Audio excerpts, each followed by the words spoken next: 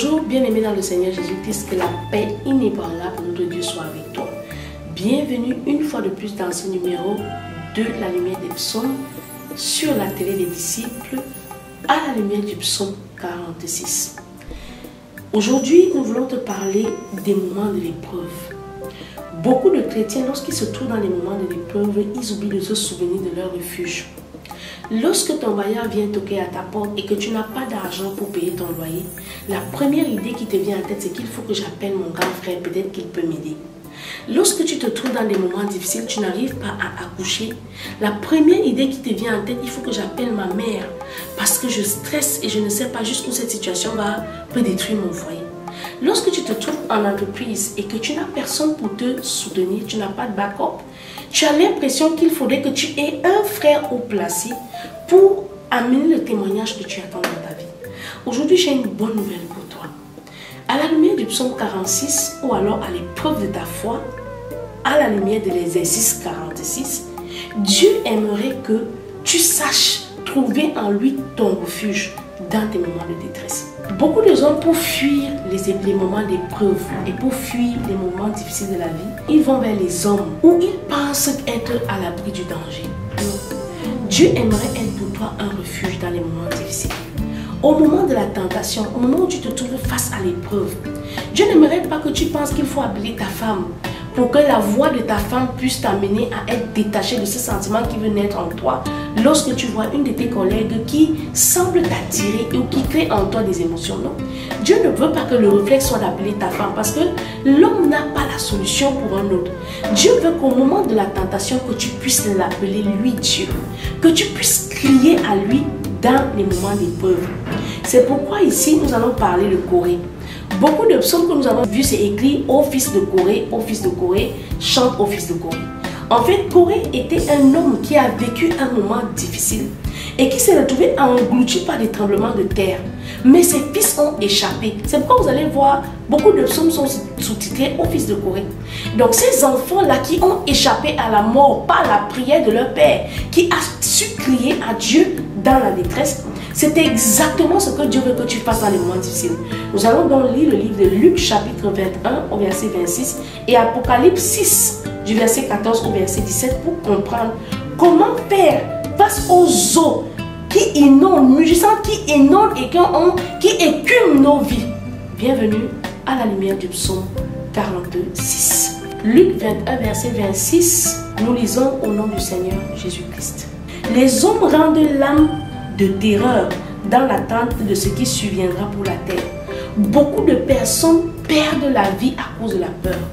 Nous avons certainement connu ce grand phénomène de Covid-19. Et lorsque nous étions dans la prière, le Saint-Esprit nous a révélé que c'était un esprit qui arrivait à se connecter à l'homme et le tuer à cause de la peur.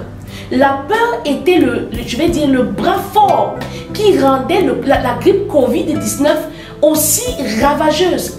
Parce que partout où elle sévissait, on était d'abord étouffé et la peur de manquer d'air amenait l'homme à se laisser mourir. C'est pourquoi il est écrit dans Luc verset 21 au verset 26 que les hommes rendent l'âme de terreur par la peur de ce qui surviendra. Et même les puissants dans les cieux seront ébranlés. Donc la peur est cette foi que nous plaçons en l'ennemi quand viennent les moments de tentation.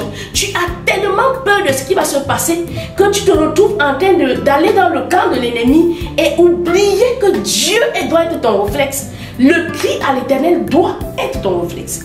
Apocalypse chapitre 6 du verset 14 au verset 17, nous lisons au nom du Seigneur Jésus-Christ. Le ciel se retira comme un livre qu'on roule, et toutes les montagnes et les îles furent remuées de leur place. Les rois de la terre, les grands, les chefs militaires, les riches, les puissants, tous les esclaves et les hommes libres se cachèrent dans les cavernes et dans les rochers des montagnes. Et ils disaient aux montagnes et aux rochers, tombez sur nous et cachez-nous devant la face de celui qui est assis sur le trône et devant la colère de l'agneau. Verset 17, car le grand jour de sa colère est venu et qui peut subsister? Voici un peu une image des choses qui vont arriver à la fin des temps. La Bible déclare qu'il ne sera plus trouvé de place ni pour les cieux ni pour la terre. Toutes ces choses disparaîtront à l'avènement de Jésus-Christ. il ne sera plus trouvé de place pour personne. Et les riches et les chefs militaires et les esclaves et les hommes libres, tous se cachèrent de peur d'aller dans le jugement. Donc cette peur-là est un reflet que nous avons parce que nous avons peur de nos actes. Mais Dieu n'aimerait pas que nous nous comportions comme ça. Dieu veut que lorsque tu traverses des moments difficiles, que tu saches courir vers lui. C'est pourquoi, bien-aimé dans le Seigneur, face aux eaux qui débordent de ta vie, ne te retire pas de la présence de Dieu. Ne retrouve pas refuge en l'homme, parce que le moment viendra où le jugement dernier sera une réalité.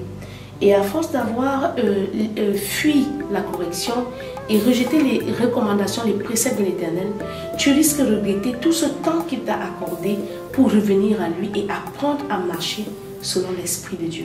Donc aujourd'hui, dans la lumière du psaume 46, il est important que tu saches où se trouve ton véritable refuge. Ton refuge n'est pas en l'homme, ton refuge n'est pas en ton pasteur, ni à ta richesse, ni à ton époux, ni à ton épouse, encore moins à tes enfants. Mais pour toi, le refuge se trouve dans la présence de Dieu. Psaume 46, nous lisons au nom du Seigneur Jésus-Christ. Dieu est pour nous un refuge et un appui, un secours qui ne manque jamais dans l'épreuve. C'est pourquoi nous sommes sans crainte dans la terre, quand la terre est bouleversée et que les montagnes chancellent au cœur des mers. Quand les flots de la mer mugissent et écument, se soulèvent jusqu'à faire trembler les montagnes, il est un fleuve dont les courants se réjouissent de la cité de Dieu, le sanctuaire des demeures du Très-Haut. Dieu est au milieu d'elle, elle n'est point ébranlée. Il y a donc un refuge dans la présence de Dieu. Lorsque nous pouvons laisser l'Esprit de l'Éternel nous conduire, nous arriverons à ce fleuve d'eau vive-là. Dieu la secourt dès l'aube du matin. Des nations s'agitent, des royaumes s'ébranlent. Il fait entendre sa voix, la terre se fond d'épouvante. L'Éternel des armées est avec nous. Le Dieu de Jacob est pour nous une haute retraite. Venez contempler les œuvres de l'Éternel, les ravages qu'il a opérés sur la terre. C'est lui qui a fait cesser les combats jusqu'au bout de la terre. Il a brisé l'arc, il a rompu la lance, il a consumé par le feu les chars de guerre. Arrêtez et sachez que je suis Dieu. Il est temps que tu arrêtes et que tu réalises qu'il est l'Éternel des armées et que nous réalisons qu'il est Dieu. Je domine sur les nations et je domine sur la terre. L'Éternel des armées est avec nous. Le Dieu de Jacob est pour nous une haute retraite. C'est ainsi que nous devons nous comporter dans les moments difficiles de la vie.